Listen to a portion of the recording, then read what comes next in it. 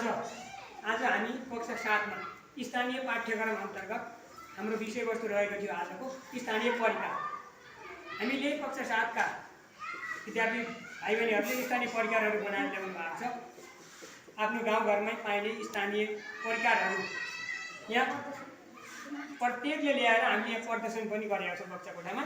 यहाँ छ, यहाँ हेर्नुहोस्, यहाँ एउटा भाइले यहाँ ल्याउनु भएको छ चम्चुडा, लेके, त्यो पनि लेके हो। यहाँ भटमासका गाउँका खाजा, त्यो गहुँ धानको खाजाहरू, गहुँ, सिमी, भटमास, गेडाबुडी, माडा, यहाँ कोदोको हलुवा, थुप्रै हामीले स्थानीय परिकार विषयवस्तु रहेको थियो। त्यसमा हामीले हिजो जानकारी गरेका थियौँ कक्षा 7 का विद्यार्थी भाइ बहिनीहरूलाई स्थानीय अर्गानिक स्थानीय परिकारहरू आफ्नो घरमा तयार पारेर ल्याउनु भनेर हामीले यहाँ भनेका छौँ। आज उहाँहरू ल्याउनु भएको छ, ल्याएर हामीले यहाँ प्रदर्शन पनि गरेका छौँ थुप्रै स्थानीय परिकारहरू। अब हामी यो स्थानीय स्तरमै पाइने वस्तुहरूलाई हाम्रो भान्सामा पकाएर उहाँले ल्याउनु भएको छ।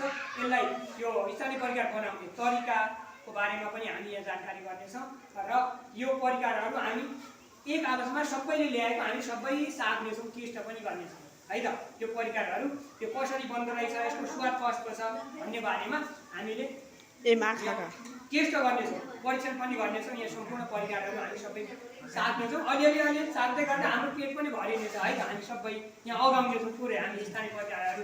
अहिले 3 बजिसक्यो, भोक पनि लाग्यो होला होइन, अघि खाजा खाए पनि अहिले भोक लागेको समय भइसक्यो। हामी यो साट्दै गर्दा अगाउँछौँ स्थानीय परिकारहरू बनाउने तरिकाहरू, हाम्रो गाउँघरमा कसरी बन्छ, यसको स्वादको बारेमा हामी यहाँ टेस्ट गर्नेछौँ। यो अर्ग्यानिक परिकारहरू उहाँहरूले बनाएर ल्याउनु भएको छ। हाम्रो भान्सामा हामीले बजारका जङ्क फुडहरू, बजारका चिज अखाद्य वस्तुहरू खानुभन्दा त स्थानीय स्तरमै उत्पादित भएका अर्ग्यानिक चिजहरू, स्थानीय परिकारहरू बनाएर खान स्वास्थ्यको लागि पनि उपयुक्त हुन्छ, एकदमै राम्रो लाभदायक हुन्छ। त्यसरी स्थानीय परिकारहरू बनाएर हामीले यहाँ कक्षा 8 मै प्रदर्शन गरेका छौँ। धन्यवाद।